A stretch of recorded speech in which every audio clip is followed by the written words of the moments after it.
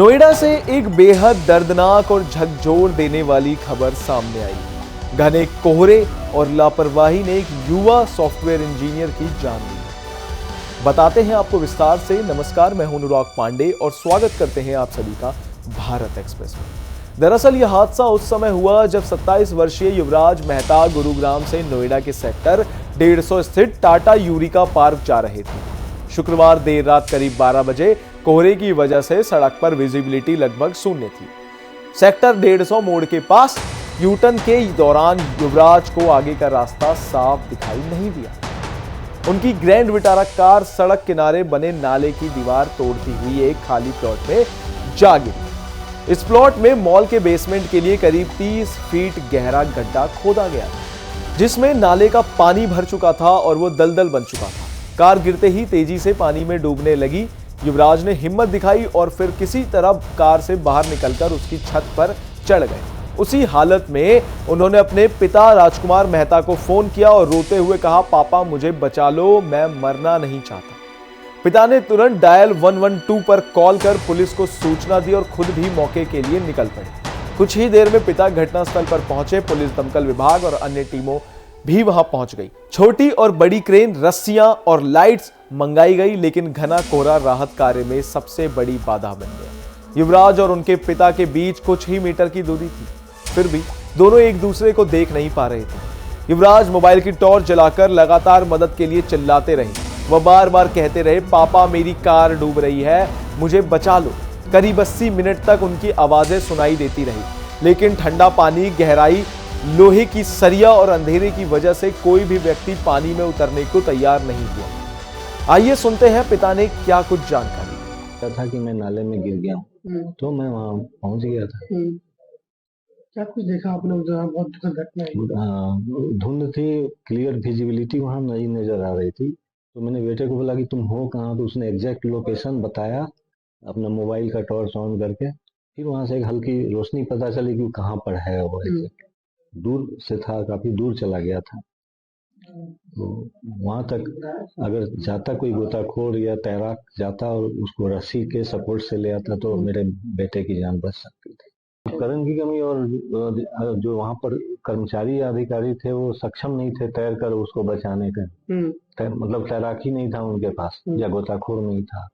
Boat का भी अभाव था, बोट भी नहीं था। अथॉरिटी की ही लापरवाही है कि उन लोगों ने पहला तो कि एक तो प्रिवेंटिव उपाय नहीं किया, जिससे कि कोई गाड़ी फर्दर वहां नाले में मूव नहीं कर सके। चूंकि कुछ ही दिन पहले ट्रक वाली घटना हुई थी, जो ट्रक उस बाउंड्री को तोड़ते हुए आगे बढ़ गया था, तो उसको भी बंद नहीं किया गया। रिफ्लेक्टर नहीं लगा था ताकि लोग सचेत हो जाए कि वहां नहीं जाए और सीधा राइट टर्न ले, क्योंकि सामने जाने का कोई तुक नहीं था और नाला वाला प्रश्न है पूरा। आप लोग शिकायत भी लिख के दिए? क्या कोई दिए? किसके खिलाफ दिए?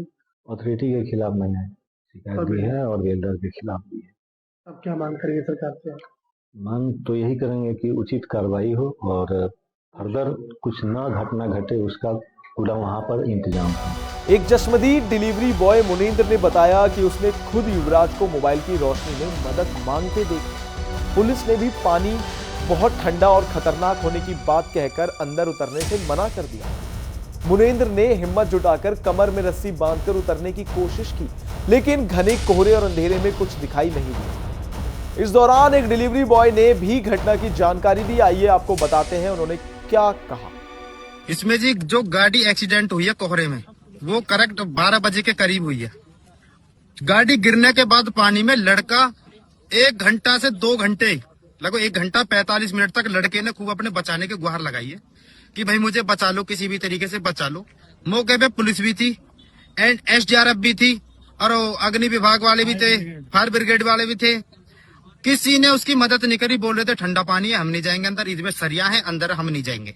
ठीक है जी। इस मौत का जिम्मेदार सच्चाई बताए तो सरकारी महकमा है। ठीक है जी। जब मैं आया हूँ 1:45 पे यहाँ आया हूँ, मैंने आके देखा है तो SDRF वाले सिड्डी पे बैठ के बोल रहे थे कि इसमें ठंडा पानी है, सरिया, हम अंदर नहीं जाएंगे। तो लड़का मुझसे 10 मिनट पहले ही डूबा था। मैं बोला तुम बाहर आओ, मैं जाऊंगा अंदर।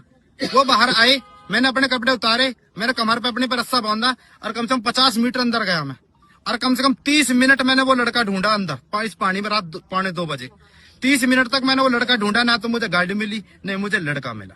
फिर ढूंढने के बाद मैं आ गया और आपने उसके बाद 5:30 बजे मैं यहाँ से गया हूँ। 5:30 बजे तक ना ही तो लड़का निकला था, ना ही गाड़ी निकली थी। उसके बाद मैं क्या कहूँ कि मैं तो अपने घर चला गया था और मुझे कुछ नहीं पता इसके बारे में। करीब 1:45 बजे युवराज की आवाज आनी बंद हो गई।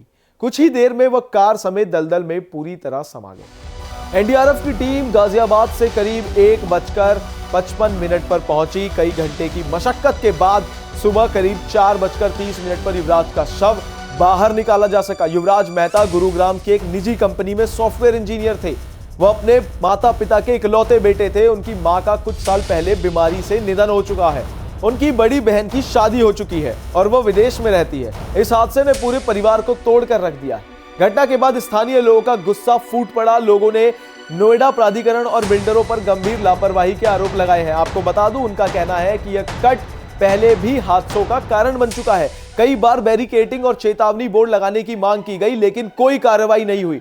इस दौरान जॉइंट सीपी राजीव नारायण मिश्रा ने क्या कहा, आपको बताते हैं। इस घटना के संबंध में जो पीड़ित हैं उनकी तरफ से, उनके परिवार की तरफ से दी गई तहरीर के आधार पर सुसंगत धाराओं में थाना नॉलेज पार्क में अभियोग पंजीकृत किया गया है। हादसे की जांच की जा रही है और जो भी इसमें दोषी पाया जाएगा उसके विरुद्ध कठोरतम कार्रवाई। मामला बढ़ने के बाद प्राधिकरण ने देर शाम घटनास्थल के पास मलबा गिरवाया और बैरिकेडिंग कराई। पुलिस ने युवराज के पिता की शिकायत पर 2 बिल्डर कंपनियों के खिलाफ एफआईआर दर्ज की है। अधिकारियों का कहना है कि मामले की जांच जारी है और जो भी दोषी पाया जाएगा उसके खिलाफ सख्त से सख्त कार्रवाई की जाएगी। यह हादसा सिर्फ एक दुर्घटना नहीं बल्कि सिस्टम की गंभीर चूक और लापरवाही का नतीजा है, जिसने एक बेटे को उसके पिता की आंखों के सामने छीन लिया। इन तमाम जानकारियों के लिए बने रहिए हमारे साथ भारत एक्सप्रेस पर। धन्यवाद।